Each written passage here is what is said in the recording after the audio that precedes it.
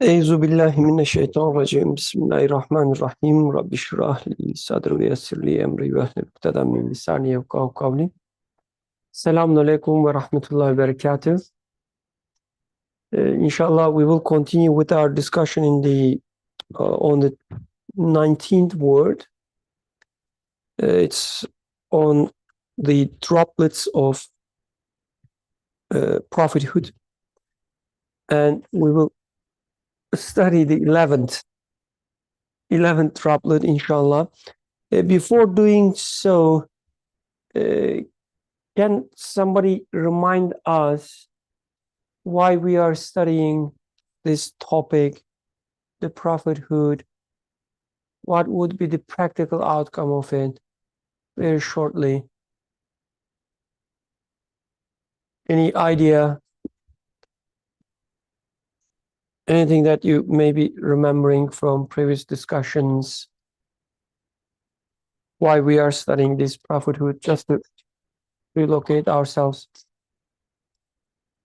Please, oh, did you raise your hand or? Oh, okay. So ladies, be careful when you correct your hijab. So I take it as. So okay, let me give a clue, and then you can continue. So we are studying in general the Risale, the texts from Imam Nursi to better understand Quran, right? That's the main goal.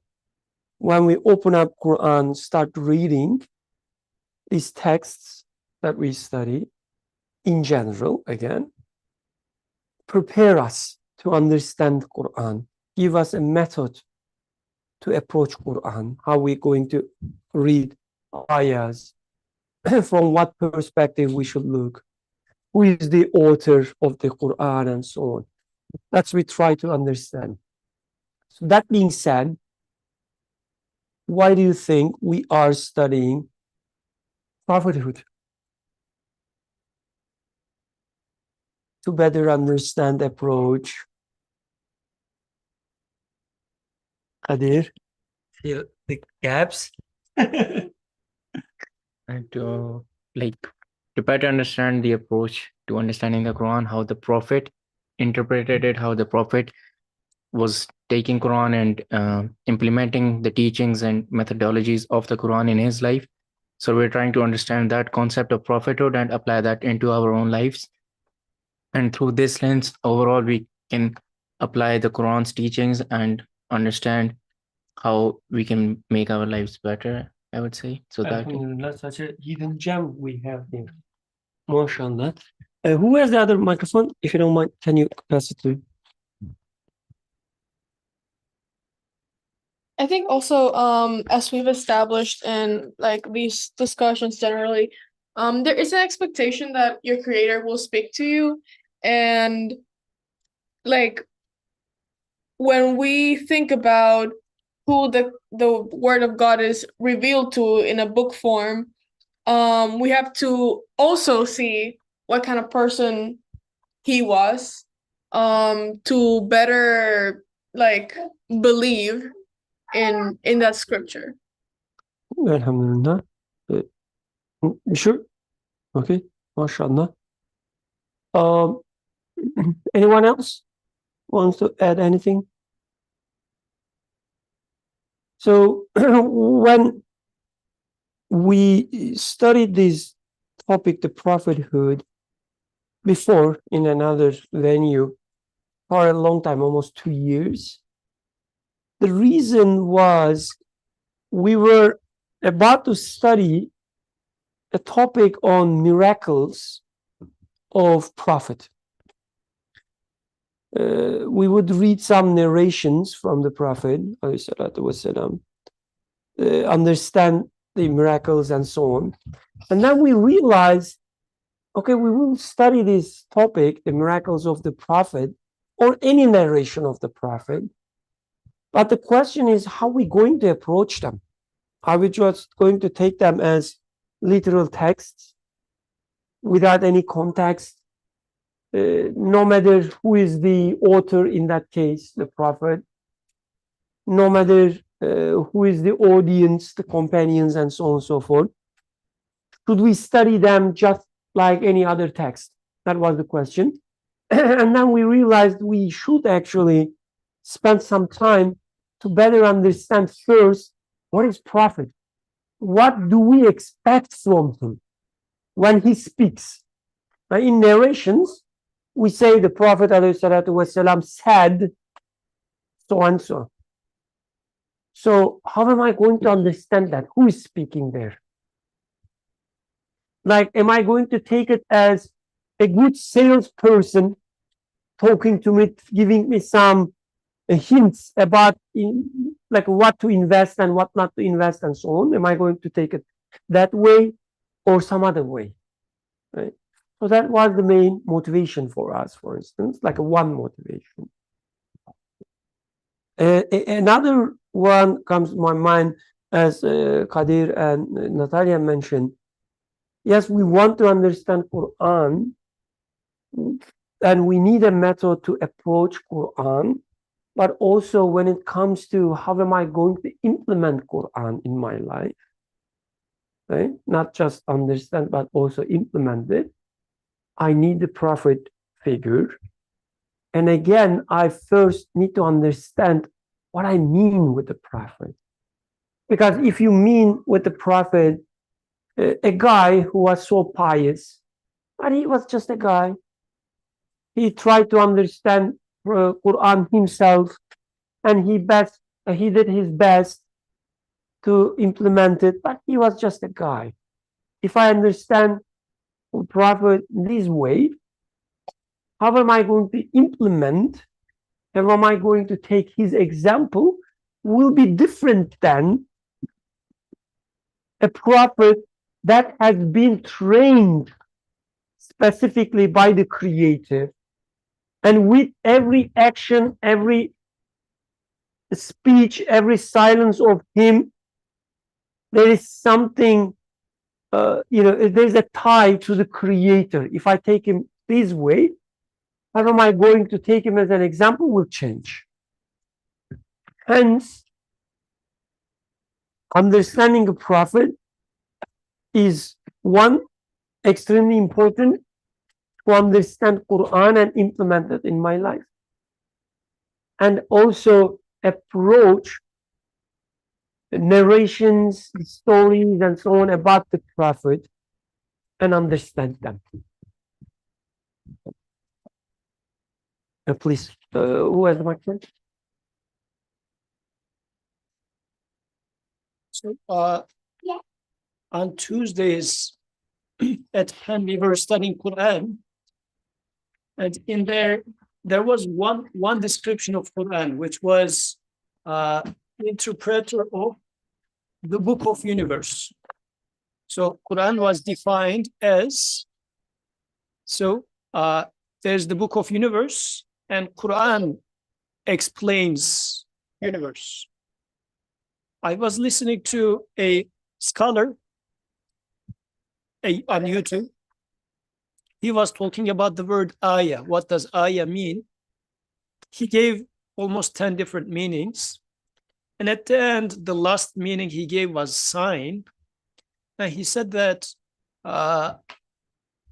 sign, Quran talks about winds and rivers and whatnot as signs. And he says, universe explains Quran. That was an interesting wake-up moment for me, because Quran explains universe, universe explains Quran. So you can read Quran both ways. So would you like to read Quran so that universe is going to explain what Quran tells me? Or you will say that Quran is going to explain me what the universe is saying. So since we have been studying in these discussions, more so we were taking it as Quran explains me what the universe is saying. So I said, which one? Both of them are correct, by the way. But which one is being more relevant to me? I mean, maybe relevant is not the proper word, but the way I live life, I am struggling by the life itself, the existence itself. The Quran is explaining me what this event that I am not able to make sense of means. So in this sense, reading from that angle, as Imam Nursi is presenting it, was interesting. So this was a wake up so that I can put them side by side and say that, wow, like this is how people could also take it. Now, likewise, at the beginning of this text, the emphasis was that there are three teachers that make our sustainer known to us. Universe makes our sustainer known to me. Quran makes my sustainer known to me, and Prophet makes my sustainer known to me. So that's also another way to look at it. Like I can take Prophet as Prophet teaches me Quran, or like Quran explains universe and whatnot. But ultimately, the goal for sitting before any of those three teachers is because I am interested in knowing who maintains me, because this is where my needs lays. And then when I knock the door of the Prophet, I'm saying that tell me about my sustainer. It looks like you know way more than I do about him. So could you tell me about him? And if I take it as such, like take it this way, if there was a, let's say, let's make it a little mystical. Jinns. Okay, once I say jinns, people. So they say they live longer than humans. And somehow they said that we can establish communication with jinns. And there is this one jinn who has been among Sahaba. Like he is living since the time of the Prophet. So now we bring you a Sahaba jinn. And today and tonight, after the discussion, he will come in and you can ask whatever you ask him about the Prophet. So now, if I have access to a student of Prophet, how much am I going to be in enthusiasm to ask him about the Prophet? Tell me about the teacher, because I'm interested in knowing Prophet ﷺ, and now there's a person who has a better interaction with him than I did. Now, Prophet is, in this sense, I mean, of course, take the metaphor as a metaphor, but Prophet is a student of the Creator, knowing about my Creator best than anybody else. So now I'm knocking his door and saying that, tell me about my sustainer. It looks like you know more about him than I do, and I really want to know about my Creator, my sustainer more. So could you please help me with that? So I guess in this sense, Prophet is establishing this connection with my Creator. And this is a good way to start the 11th droplet, because 11th droplet will be about that specific point. And who wants to read the 11th point? People are getting very professional, but like hiding their faces and not giving any expressions. Yeah, mashallah, mashallah. Except Sister Zaha, she has a lot to learn. Let's hand the microphone to her as she volunteered with her naiveness.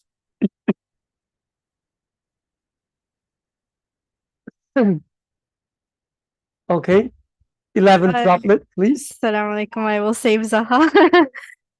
11th droplet. For sure, wonders await us under the apparent veil of the universe, which is thus strange and perplexing. So one thus wonderful and extraordinary, a displayer of marvels, is necessary to tell of its wonders. It is apparent from that being's conduct that he has seen them, and sees them, and says that he has seen them. And he instructs us most soundly concerning what the God of the heavens and the earth, who nurtures us with his bounties, wants and desires of us. Everyone should therefore leave everything and run to and heed this being, who teaches numerous other necessary and curiosity-arousing truths like these. So how is it that most people are deaf and blind, and mad even, so that they do not see this truth and they do not listen to it and understand it?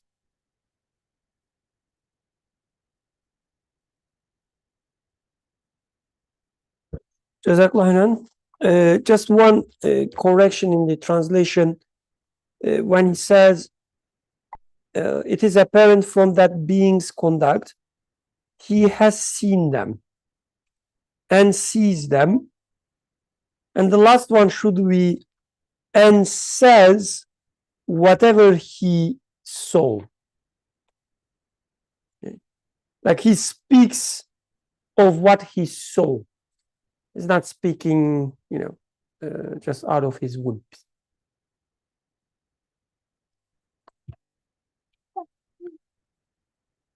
Okay, any initial comments?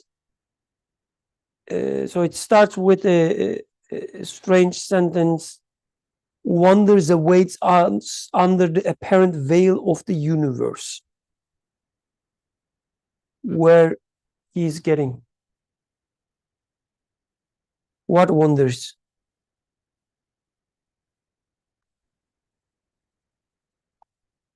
Just to give the big picture, author says there are wonders under the apparent veil of the universe. There's this guy who's seen them, and then he explains them, and then somehow we connect it to the creator of this universe and all these wonders. And he is the key to link us with this creator. Since this is so, you should be following this guy. Any initial comments?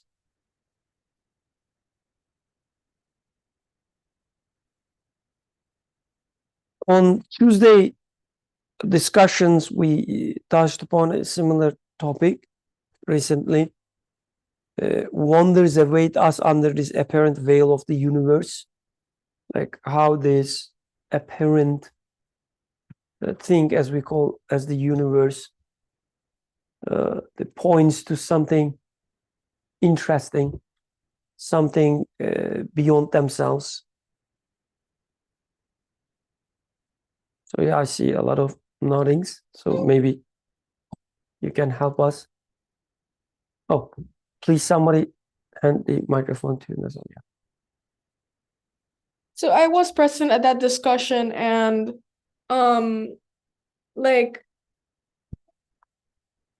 like the same thing that we've been talking about in these discussions, how everything glorifies the creator, and like there's this universe that sometimes appears to happen by itself or have no meaning beyond what it is, but everything glorifies the creator, and everything can tell us about our creator, and these things are wonderful, like whatever the sun and the flowers and the mountains can tell us. But these things are hard to see, and sometimes we need a translator or someone that can help us translate these wonders that appear to be just a universe but have meaning hidden in them. Jazakallah khairan. Anyone wants to continue?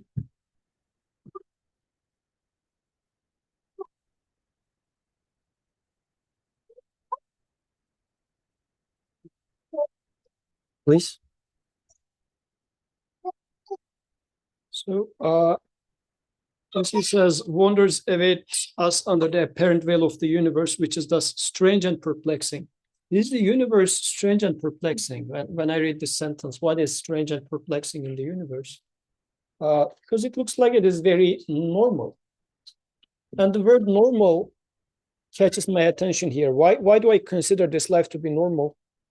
Because if you think about it, like in those alien movies, what is happening? An alien just splits and wow, like an alien split and become a second other alien. since it's an alien and it's not normal to me, it comes weird.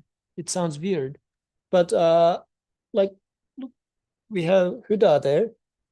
This is a very strange thing. Like this baby coming into being in very strange ways, really. And also how once she is first born, the way she's being fed is very strange. And then she keeps getting updated, growing up. And then eventually, like everybody else, she will die. Like everything that's happening in this existence is quite perplexing. Like once, you know the story of Yusuf alayhi salam from Surah Yusuf. Somebody was saying that, oh, this story is too good to be true. Because things are lining up in a way, in a strange way. He is first thrown into the well, then taken away, and this happened, that happened. Actually, everybody's life story is too good to be true. Like, how did this happen? Initially, you being just a single cell, splitting like an alien billions of times, and then becoming you. So, really, what's happening here? If I take the mindset of a child who doesn't have any norm yet, because the idea of normality is killing me, I don't get perplexed by what is going on. But if I assume the mindset of a child for a second, which is fresh and freshly questioning, because this, oh yeah, it's just it is. This is how it is making me get dumped down and making me numb. Once I start having this and get this perplexity, then I think from there on, I would seek for why really, what's happening here.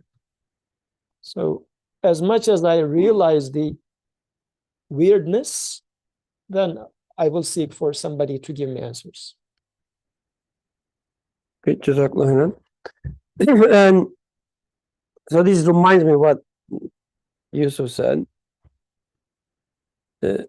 Are we talking about something similar to, you know, a scientist, let's say a physicist?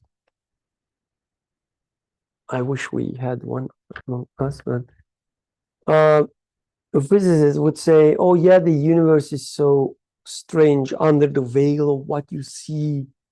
You know, there are all these interactions between atoms, even beyond that. Think the universe, just a stream of the energy, whatever. The movie, what is the name of the guy? Oppenheimer, yeah, no, not Matrix. Oppenheimer, it starts with that, right? Before glorifying these mass murderers. So the universe is so, you know, the strange, in an elegant way and so on, and we are studying this. So should we read this as, so like, this guy, the Prophet, ﷺ, he understood the inner workings of the universe so nice, so well, and he explains us. So what is this strange, perplexing thing under the veil of the apparent universe?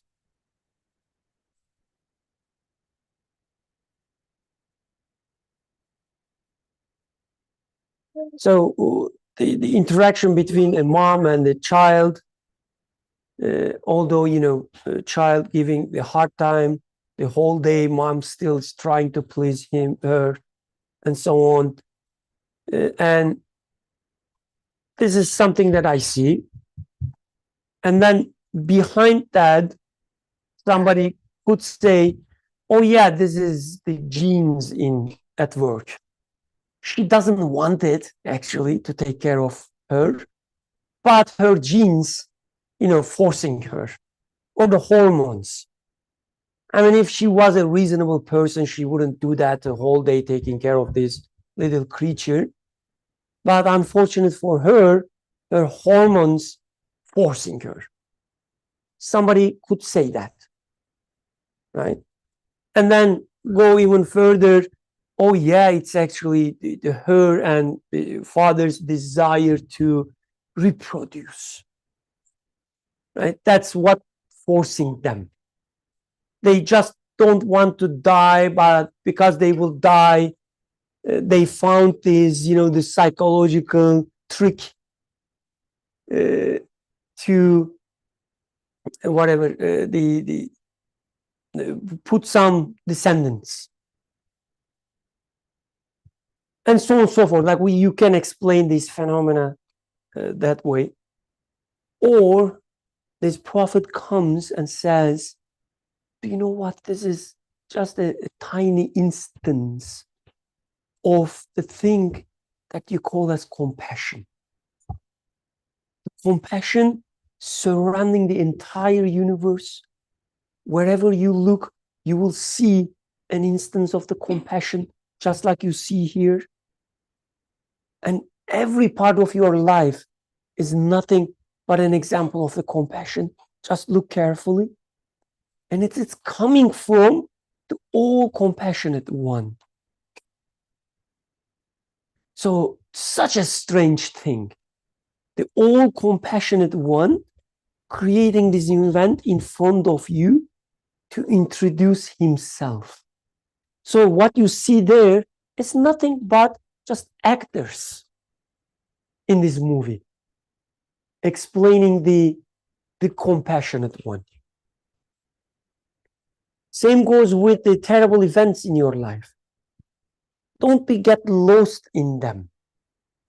They are nothing but an actor to teach you something about their maker. So how strange things became. I was lost in my daily life. What am I going to do at work, with my family? How much I'm going to earn? Is it enough to pay myself the bills and so on and so forth? What type of girl I will get married, or the boy? I was lost in that. And somebody says, don't. There's something beyond them. They point to something much bigger, much more important for you. And then introduce it. Tells us about that. So this is what I understand from the strangeness, the more marvelous thing. I'm dying, although I don't want to die. I have all my, the capacity to think, invent things, and so on. But I cannot help with getting older. So there is a tension there. One part of me wants to invent infinity, whatever it is, right? Find it, live forever. Whatever I want to do it forever in the infinite sense. But another aspect of me says, oh, it's just nothing but a speck of dust and will die. And I try to make sense of it.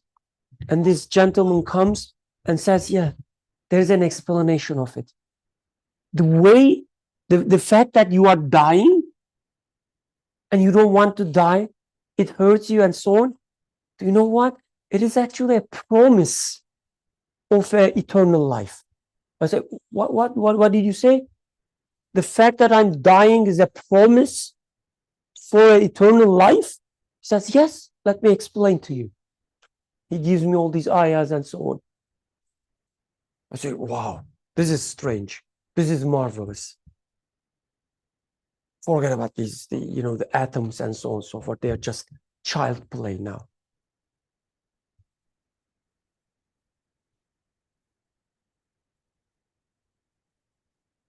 And then let's connect this with instructs us most soundly concerning what the God of the heavens and the earth, who nurtures us with his bounties, wants and desires of us. What he wants from us, of what he is pleased with. That's what it says.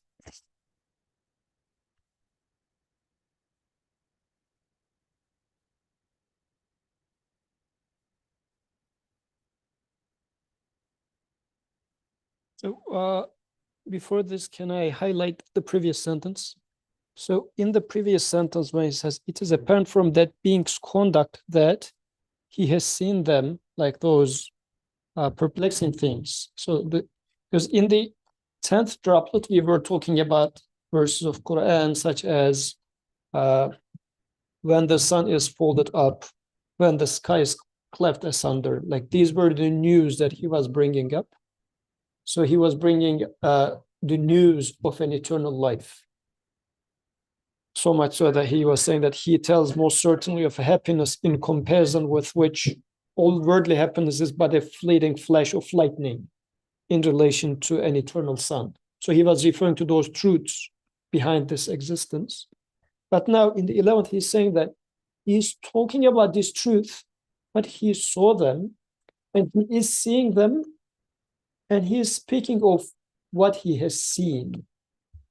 So that part, maybe I was making a comment a little earlier last week, but Prophet talking about something that he confirmed, that he is secure in, so the certainty level is as if seeing it. Like it's not that it is just, I mean, that's what I heard about, and then I repeat what I heard, but he saw what he is saying. And the way author is putting it is, looking at his conduct, we can arrive to this conclusion, saying that this person really knows what he's talking about. And this makes a big difference to me because like my trust towards someone, whatever he says or she says, like depending, that doesn't matter. Like even if it is, let's say, Brother Birkan is telling me something in this discussion.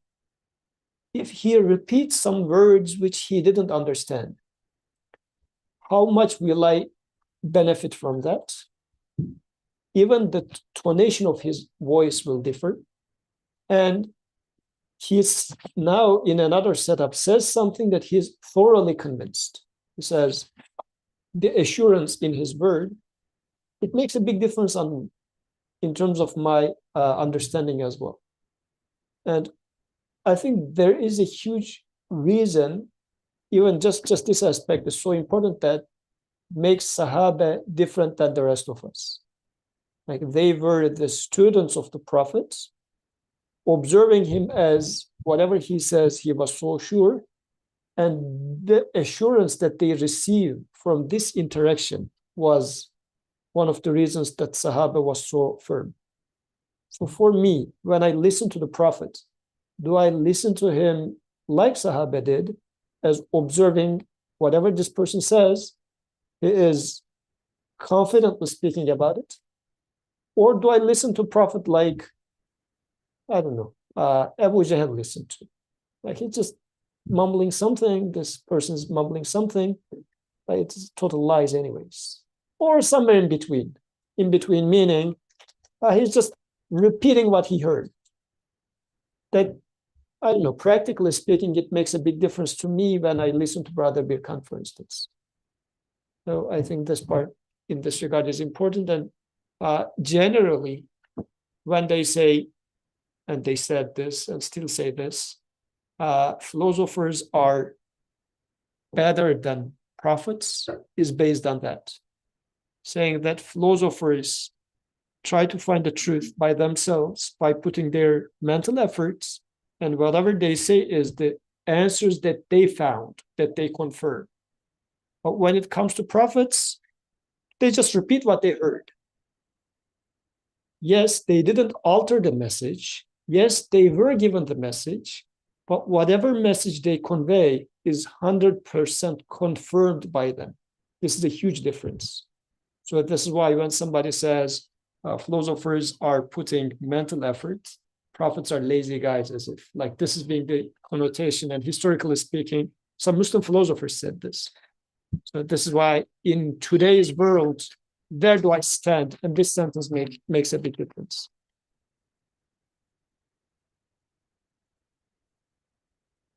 Jazakallah khairan. Okay. People are insisting to stay silent. If it goes that way, I will continue with the 12th droplet. Let's touch upon what the creator of heavens and the earth wants from us part.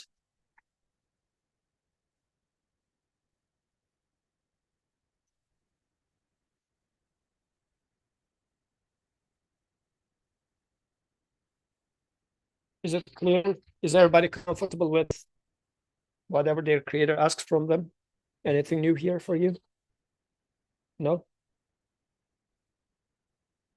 Are you interested in knowing about this? Like what your creator is expecting from you? Why? Why? Because we believe in the creator. Because you believe in the creator? If I believe he created me, I would be interested to know more. But why should he expect anything from you? You're such an insignificant being. Like the whole universe is there. You're not even a speck of dust in this universe. What makes you think that he expects something from you? Isn't this how it is? The prophet told me. So like someone started teaching me. I don't have much to say about Okay. Because he said that your God has some expectation from you. If he didn't say this, it would never occur to you. Okay, good. What do you guys think? I think he will, if he wants you to do something, he'll make it known to you through creation itself, through your experience. So do you have such an experience? Sure. I mean, all of them. Yes. What do you think, folks? Do you expect, or why do you expect your creator to ask anything from you? I mean, this is generally how people say, like, God doesn't need my prayer. Why should he ask, right? Or like, I am so insignificant. So even he wouldn't notice if I believe in him or do not believe in him. So I am so insignificant. Come on. Yes.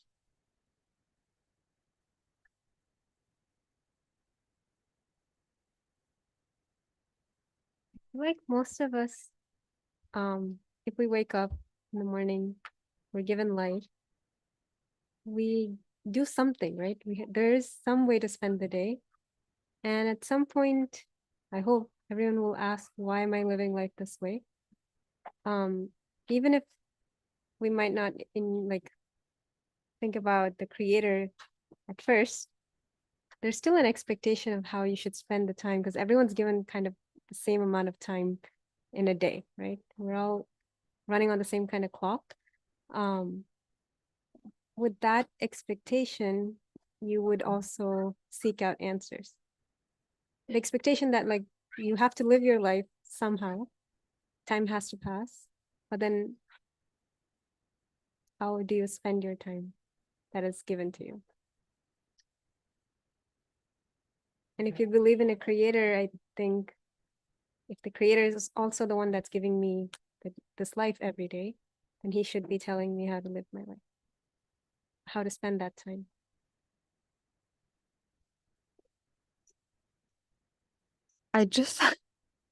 The question was, how do you expect God to ask something from you? Was that the question? Because I was just like,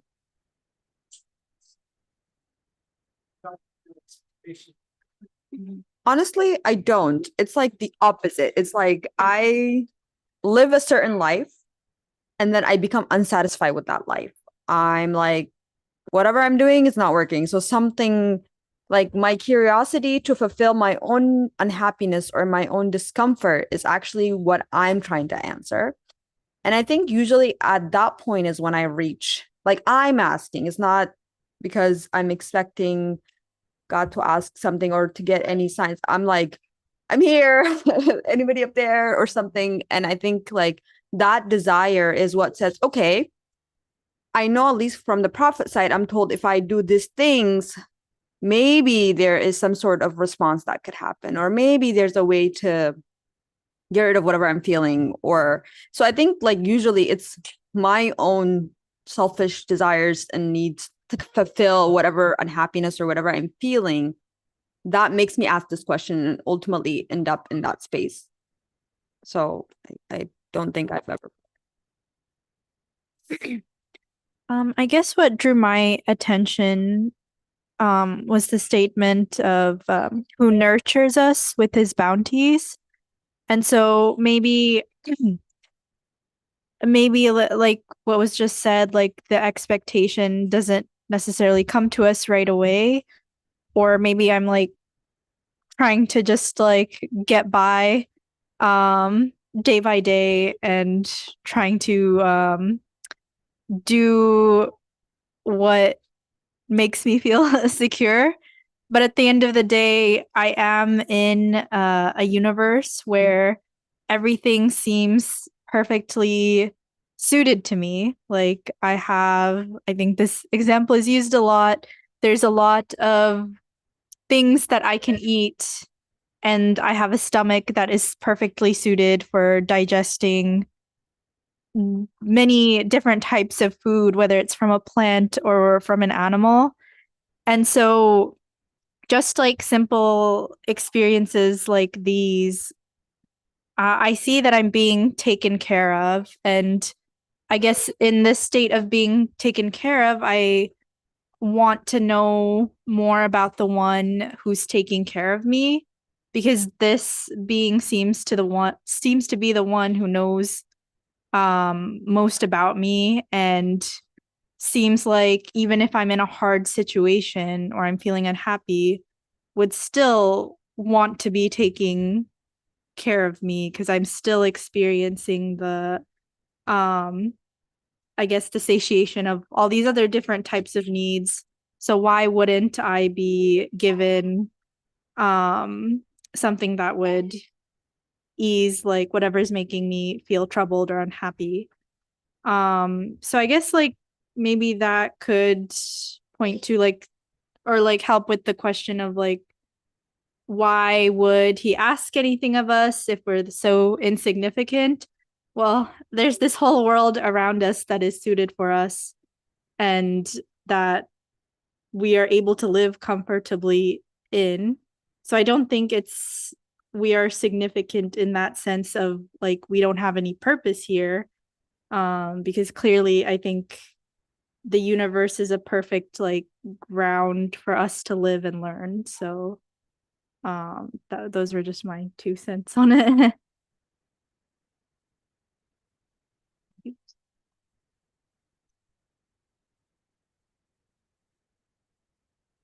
Before we answer this, can we maybe explain a bit about the expectation?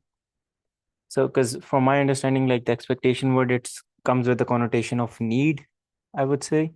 And how do we come to that conclusion? Like there is an expectation, because like from what I've understood, or like what I understand is that we need the creator and it is our test, and we need to like pass that test in this world, or like understand the creator. So if someone could explain that to me.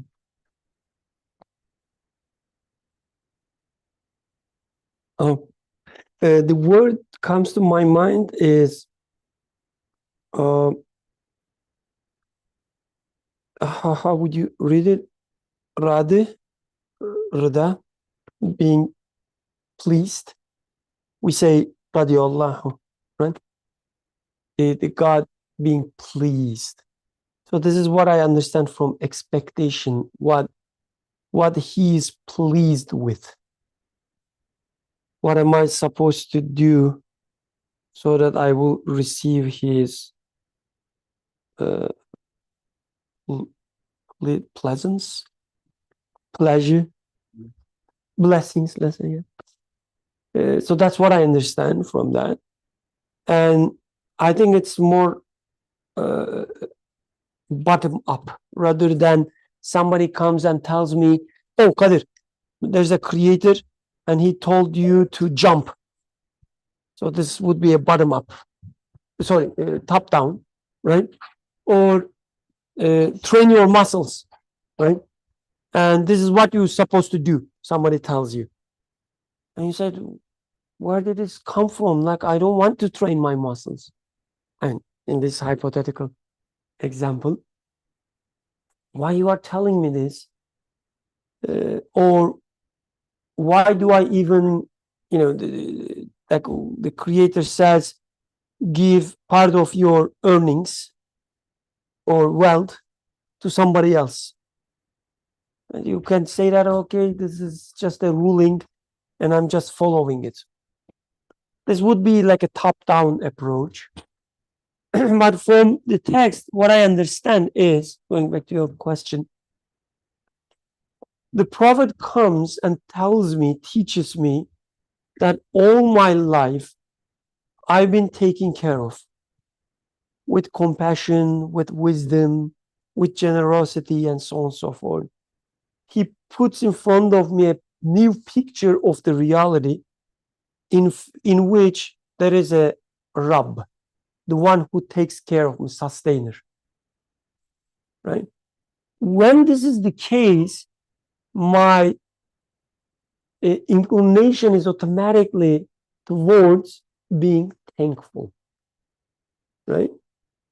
There's this hamd from me emanating. Like I'm being thankful for everything that I receive, that everything is given to me. So, and this thankful is also a question, saying that, okay, oh, I've been given all these things that I've been pleased with. Like I've been pleased, I am pleased with whatever I'm given. What am I going to do to please the one who gives me? The reciprocity, right? How do I respond? I mean, let me, realistic, every month you receive a very generous gift from an unnamed donor. Paying all your tuition and so on, and then sending you all these gifts extra. I mean, if you are a human being, right, you would say, who's this guy?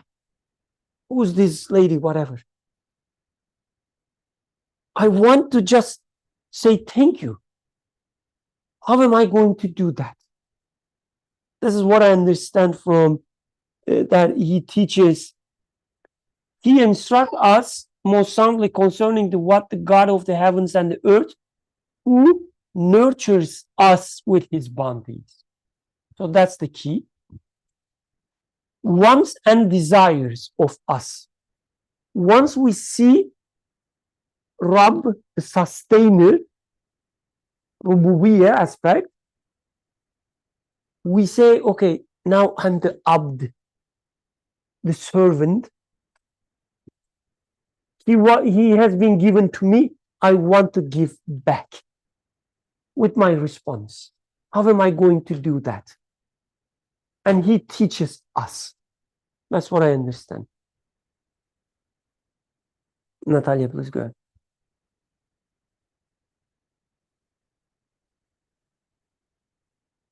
I hate to be that person, but I think it's important for me to totally understand your point.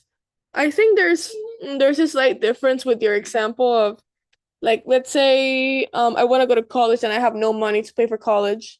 That's a problem. And Aisha Noor says, here, I have money for college. I would say thank you to Aisha Noor because I had a problem and she, without needing to help me, helped me. But Allah created us and like creates all of our problems and creates all of our tests and gives us blessings. So it's not the exact same issue. It's not the exact same because it's like, well, you put me in this problem. I'd appreciate it if you can get me out. It sounds funny, but like I'm serious, like whether or not he takes me out, right, of the problem, it's still like it's his creation. So it's not as clear to me how that example is totally equal.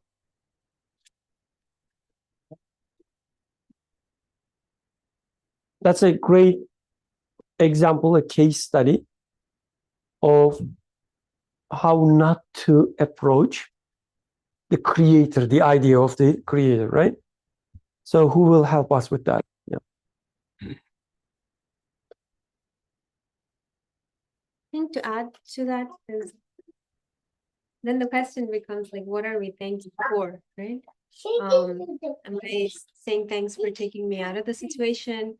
Because then, like Natalie was saying, if I'm put in the situation by the same person, like what is deserving of thanks? What am I thanking for? I'm in need of answers for that. I think Prophet teaches, or I'm in expectation of someone coming to teach me what it is that I should be thankful for. Right. I think. Okay, yeah, we can take it that way as well. I think also you gave an example actually earlier about not just the good things but also hardship. So like when we think of death and you're aging, you gave the example of how you can see death as a promise also. So maybe you didn't get that college tuition paid, but there's mercy because yeah, your actor came through and really paid it off. So I think even in the hardship, if you look, you might see the lesson, whether that's mercy, compassion, something that's attached to your creators. I think how you explained it slightly earlier, but I'm just using your example again. Exactly.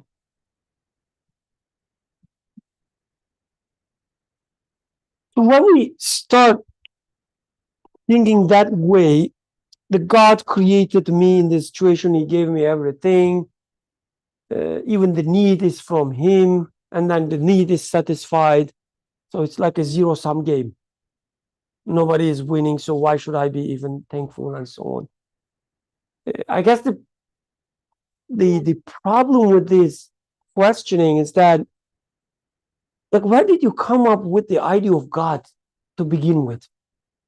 Like, what God you talking about? The God put me in this world and so on and so forth. When you live your life, you have what is surrounding you. You have these needs. You have, the sustenance and so on and so forth. You find yourself within this relationship. And within this relationship, you have this sense of thankfulness. So I don't know any person having such a state, like being hungry, and then somebody serves the food and say that, okay, I was needy, the need is satisfied. Who cares? Like there's no gain, no, what is the opposite of gain? Loss. There's no gain, no loss. This is not a human being. You find yourself in this relationship that you are needy, you search for something, and you find the sustenance, and you eat it, you are pleased, right? The pleasure is already there, you are pleased, and you start questioning what is going on. It is a strange thing. I could be like a rock, no hunger, no need for the sustenance, but for a human being, I am hungry.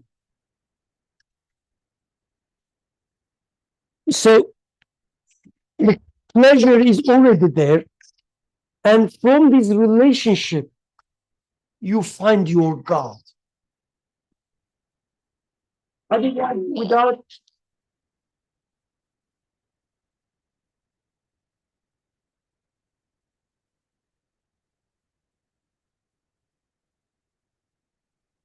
Yeah, I don't know if it's an answer, but I'm thinking about how here it says, who nurtures us with his bounties, wants and desires of us, like wants something from us or desires something from us.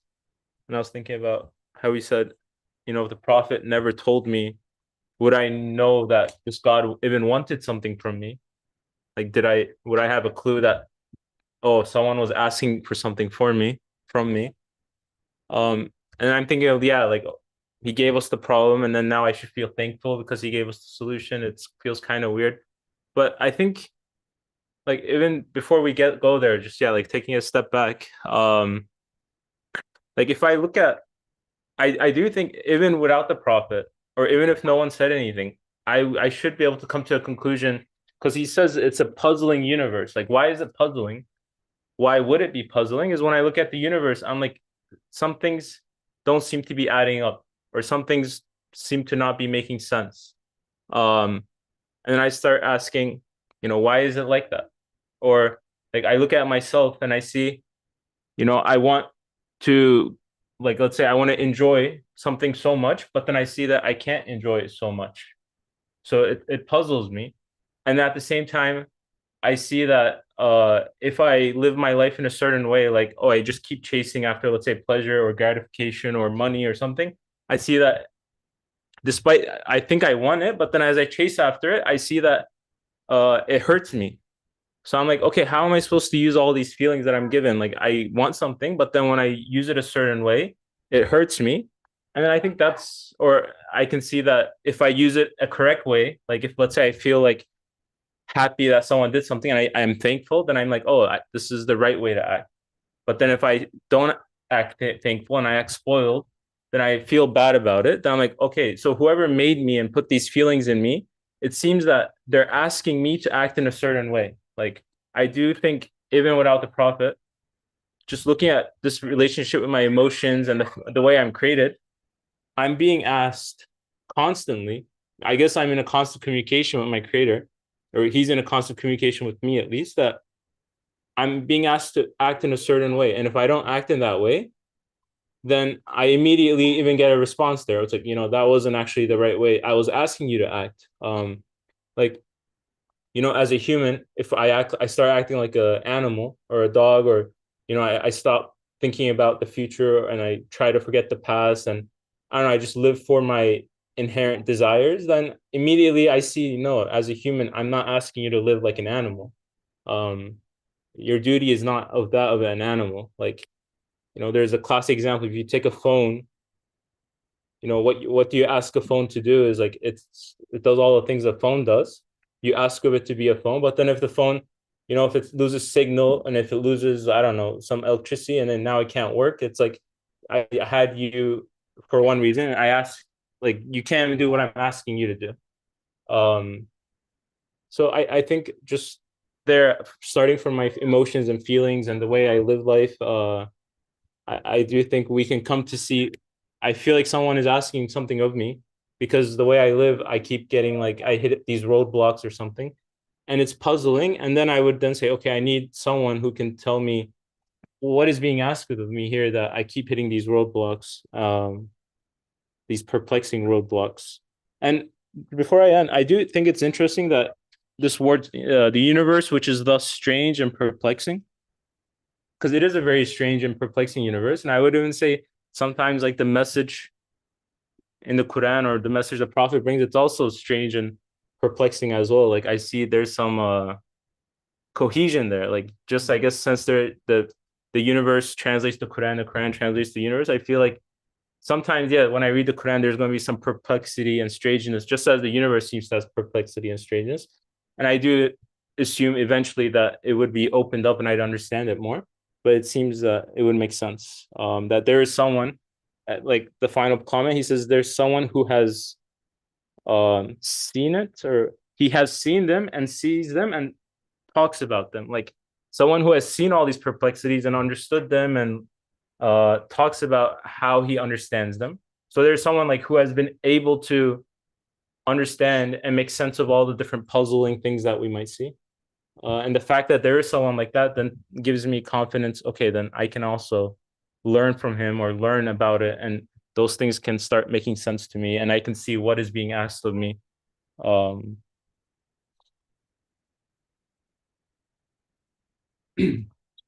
just as a follow-up to what Abrahman was saying, like when it comes to making a plane, just the amount of research that is being put into plane making means that there's a proper way to fly, and people are trying to achieve this.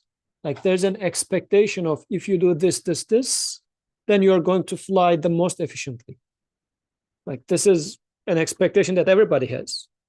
Okay, maybe by putting effort, I'm able to figure out how to make better planes. I'm trying to realize this expectation.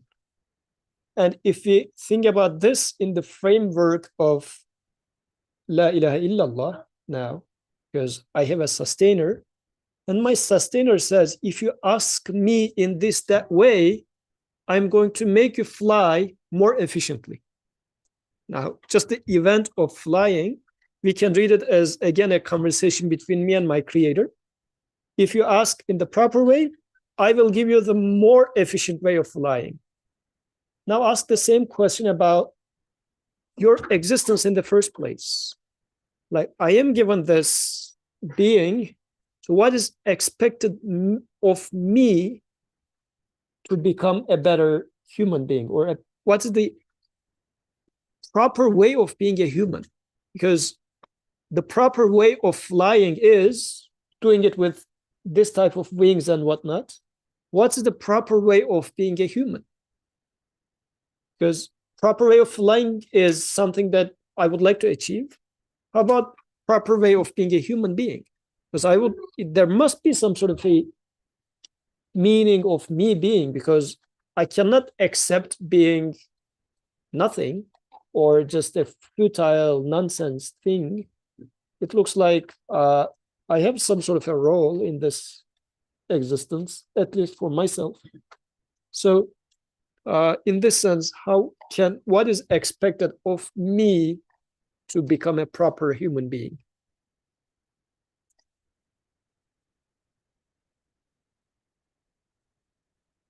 When we think of, like, when I think of ask, I'm like, how dare someone ask me of something? I don't know, we have like this ego that bubbles up, and it's like, what has he done for me that I should like he can ask from me? But I think, like, even there, the problem is that the ego has bubbled up. Like, who are you even? Like, it's, you know, it's baked into me to act as a human. Like, I am created to be a human.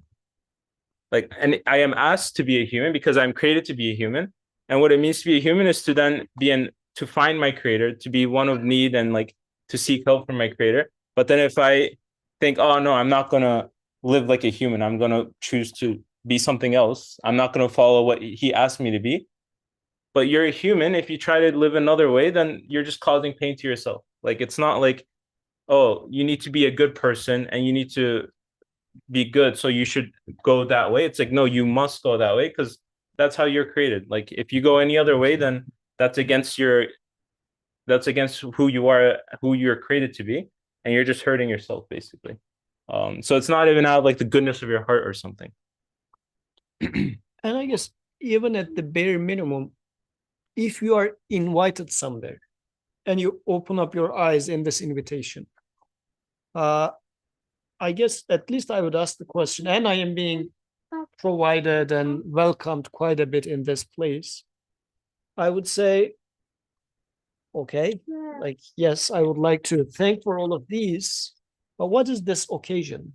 Why am I here? Why did he invite me here? So I would like to start having this conversation with the person who invited me. So in this sense, I am brought to here. I didn't choose to come. I mean, I am glad to be brought, and I'm enjoying my presence here. But at least I should ask the question, okay, very nice. Thank you for inviting us. But yeah, so what's the occasion for which I am brought to here? I guess in this regard, asking that question is quite human. So continue from what you last said. I am pleased to be here. Going back to Natalia's question, like, I'm not starting from an imaginary God who creates everything and so on, just looking at yourself. When you realize that you are needy and these needs are satisfied, you also realize when they are satisfied, you are pleased. Then you realize having this need, even something given to you, like the food, like a hunger. I don't remember any moment I was thinking, even when I was so hungry, that I cannot, let's say, work. I never ever thought, I wish I wouldn't feel hunger. I wish I was another creature who is never hungry and doesn't need to eat food. Because eating food is pleasure, right? So even having this need, when you think it that way, is a pleasure. It is given, it is extra. This thing doesn't get hungry. It gets hungry in another sense. It needs battery. It's hunger. But from my perspective, at least, it doesn't get hungry. It doesn't get this pleasure that I get. And I'm so happy with this. Even preparing food is a pleasure, right? When you cook, it's a pleasure. So for Zahan, it's a big pleasure, I see. So every part of it is nothing but a blessing. Nothing but a bounty, something given to you. And when you realize that, now you say, whoever, whatever is creating me in this way, giving me all these, all my life, the need for sight, and I see. Seeing is a pleasure. Breathing is a pleasure. Getting tired, meaning having energy, it's a pleasure. This gentleman goes to gym to get tired. And he enjoys. Why? Is he crazy? Okay, but the answer is to that specific question is no. Yeah, from the specific angle. Why? Why do you get pleasures? Because getting tired means you can have this energy. You consume that much energy. It gives you pleasure. Right? So everything about your life, your needs, being needy is a pleasure. And we do the same thing for devices as well, right? This phone is much more needy than the first generation phones. I don't know, have you ever seen it? The dummy phones. Yeah, with the buttons and so on, right? It is much more needy than them. For them, all they need was battery and the signal. For them, more. They also need different type of signals. They also need some other, the type of, they have other type of sensors, which means they need other type of inputs as well. They are needy, but they are happy with this. We call them a better phone because they are more needy, right? So the human being, the interesting, Imam Nursi defines human beings perfection in her neediness. Whoever, now you say, forget about the imaginary God you started with. Now you say, whoever gave me all these, I'm happy with this. So it's not a zero-sum game anymore.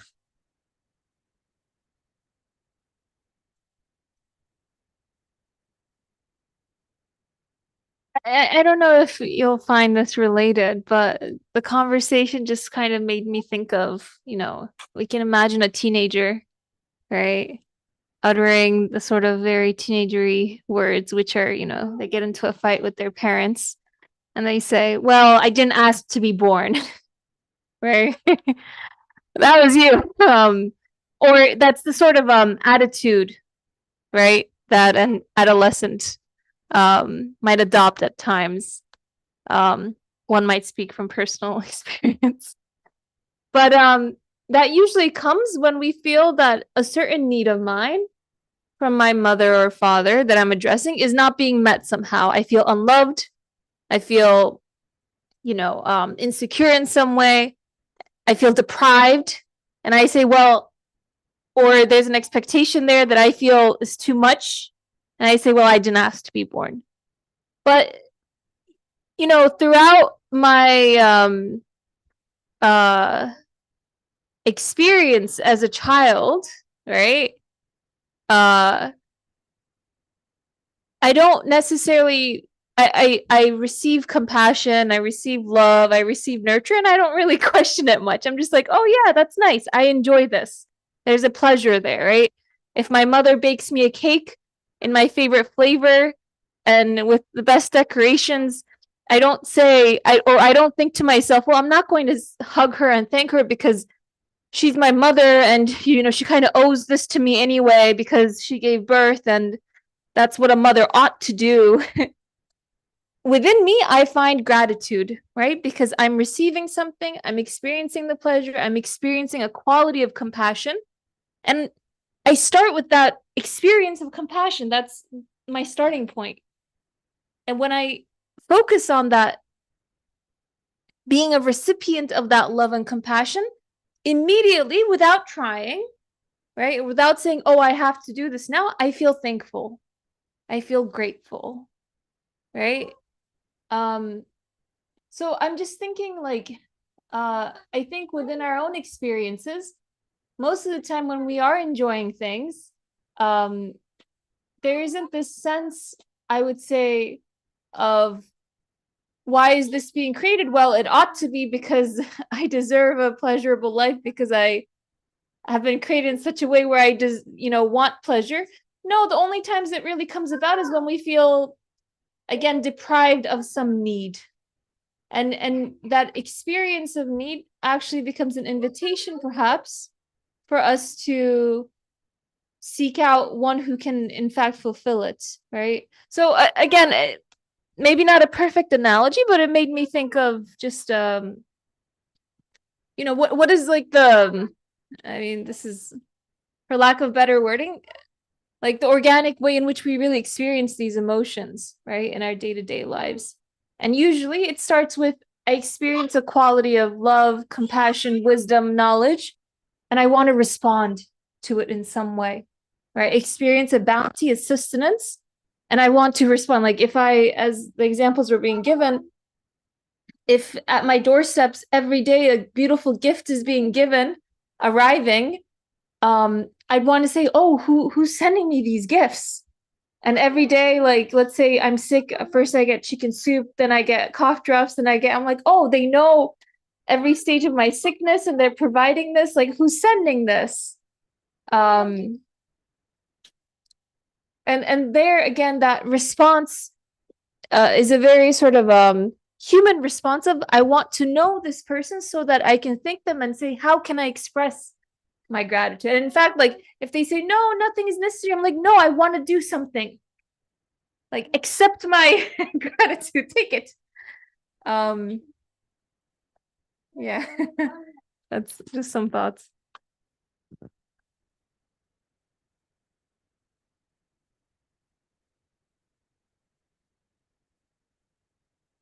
Say that she was talking to her unborn son. Be grateful. So this is how you should be.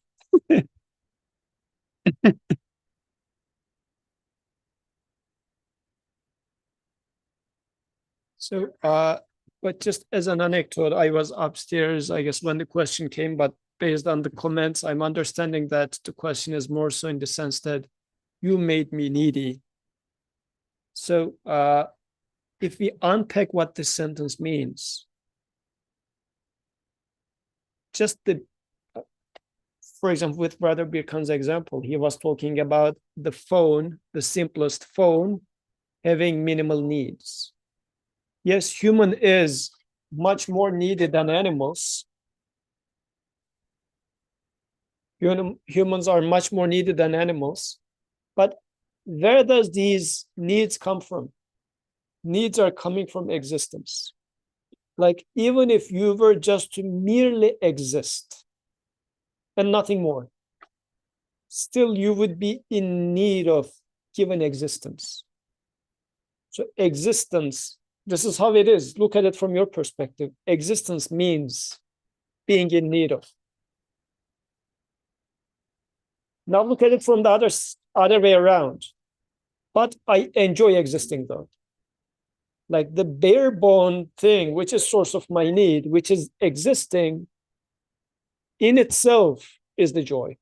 Just the fact that you exist is the joy. This is why I cannot fathom non-existing. I want to exist. I want to keep existing.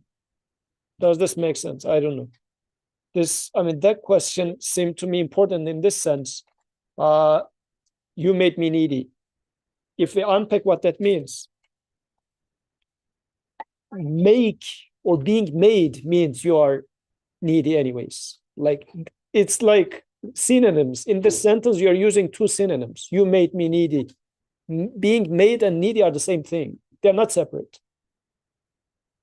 Yet, being made, which means existence, is joy. Just check your senses. Experiencing the fact that I exist is the joy. And even imagining the idea of becoming nothing is pain. So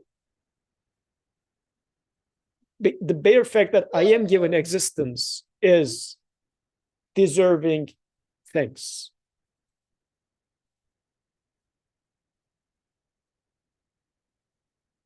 Jazakallah khairan. Any further comments, questions? Otherwise, we will read the 12th droplet. We have like 15 minutes. At least let's read it. Otherwise, we can continue with the comments as well. Sentence. If anybody takes anything out of the last sentence, it looks like an interesting sentence. And also there's someone raising hands, so we will continue with the 11th droplet. So continue. So everyone should therefore leave everything and run to and heed this being who teaches numerous other necessary and curiosity arousing truths like these. So how is it that most people are deaf and blind and mad even, so that they do not see this truth and they do not listen to it and understand it? What shall I make out of this sentence? Why is author mentioning this? This was a puzzling sentence. And Quran is actually, again, this Tuesdays, one of the verses we studied this Tuesdays, we're mentioning the exact same thing here. Quran highlights this. But what should I take as a lesson from this statement? Like, this is a fact, but what should this fact tell me? And the verse that we studied on Tuesday that refers to what's being mentioned in here was from Surah Al-A'raf, verse number 179. And in there, I will just quote the verse. And certainly we have created for hell many of the jinn and mankind.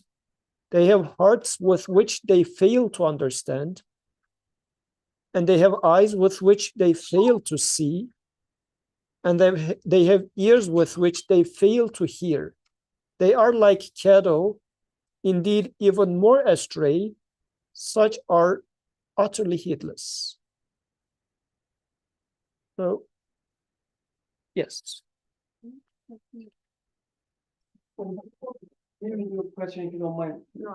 Somebody was raising her hand, and then she probably wanted to express herself by writing instead.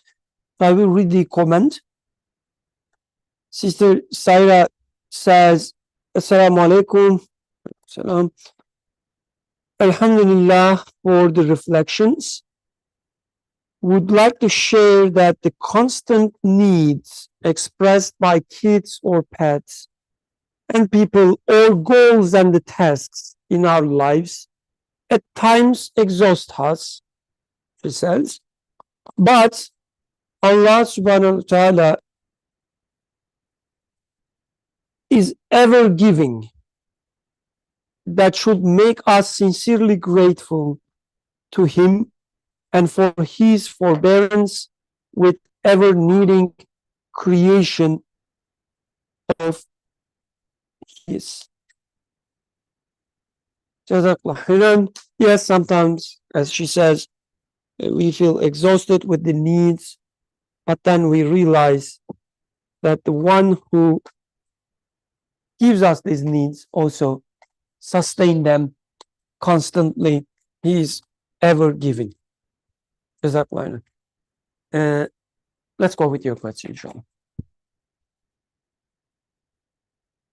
Yeah, so my question is actually like the first sentence of the 11th droplet, and then the ending that Brother Yusuf just mentioned. Because at the beginning it says that such wonders awaits behind the apparent veil. And for me, I'm thinking apparent is like, okay, I should recognize it. But then the right next letter is like, no, it's hidden, is what it feels like. A veil would be something that's covered.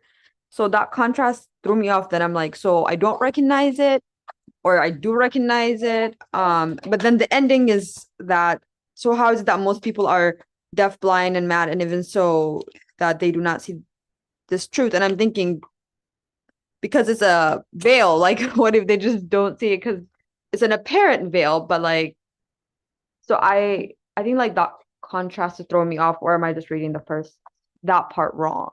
Like, So am I getting it right? Well, that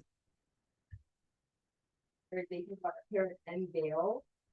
What is the meaning there? Why is it apparent and veil in the same? so the way I read it as the universe as we experience the in front of our eyes, which is apparent, like this laptop is an apparent thing, my child is an apparent thing, but they are actually veil to something the more wonderful, and extraordinary. So my child is just a veil. This apparent veil you see as a child, behind her, there is this wondrous reality. This is how I read this sentence. Does it help at all with your question? Oh.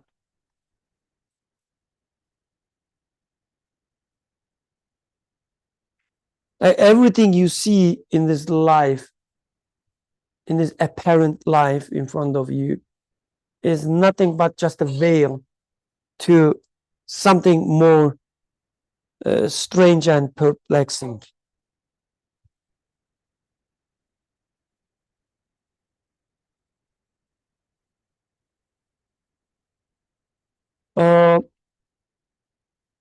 Should we read the 12th droplet or maybe end here? It's also an option.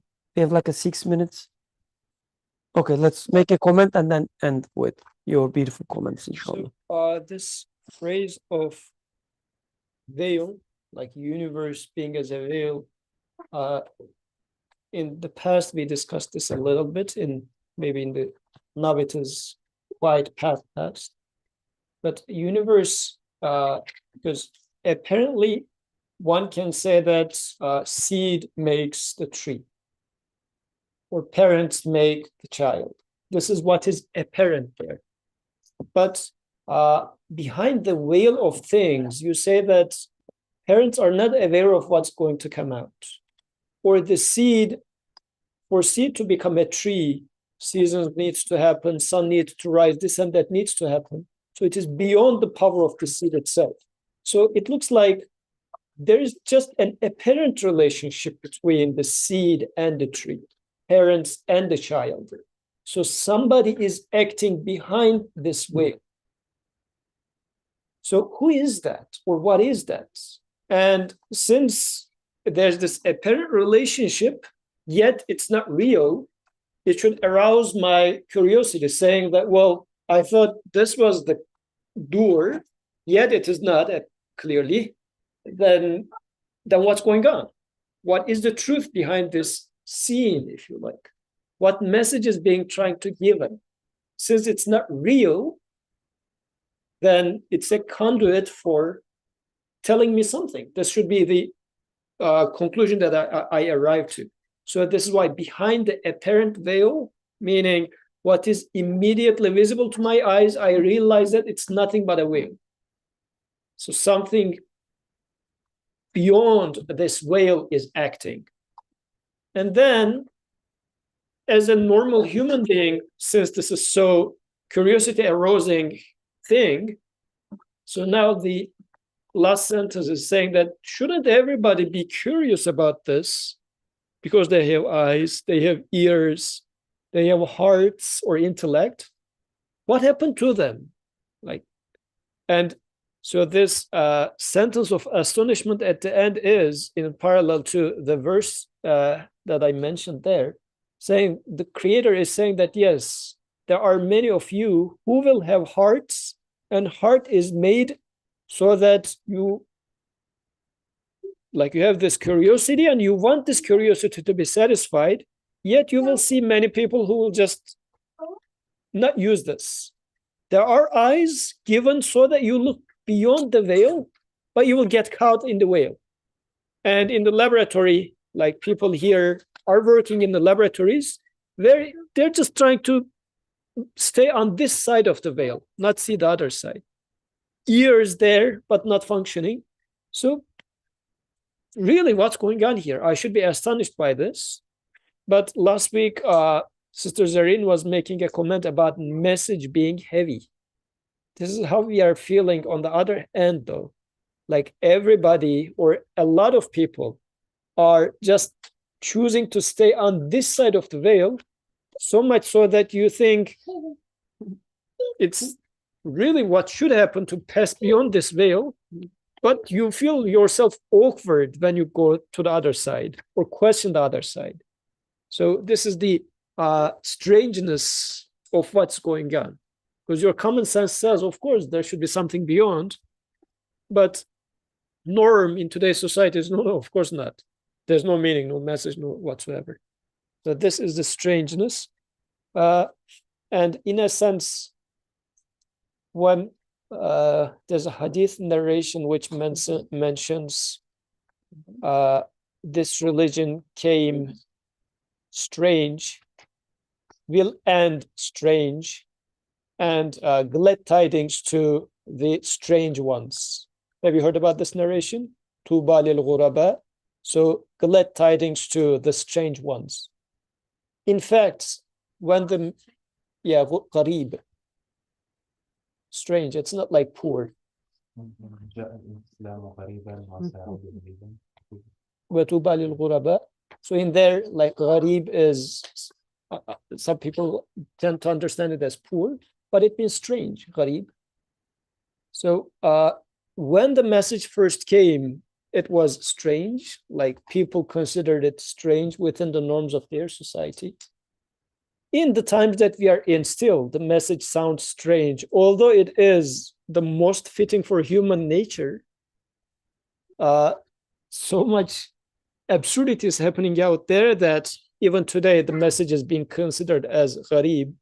Like following the message, people say, like, are you crazy? Just work for your career, work for your worldly life, this and that. What is it that, like, afterlife? Nobody came back. What are you talking about? Tuba lil ghuraba, glad tidings to those strange ones.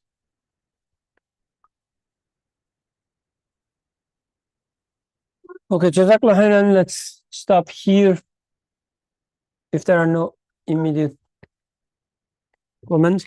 سبحانك لا علم لنا إلا ما علمتنا إنك أنت العليم الحكيم وآخر دعوانا أن الحمد لله رب العالمين. الفاتحة.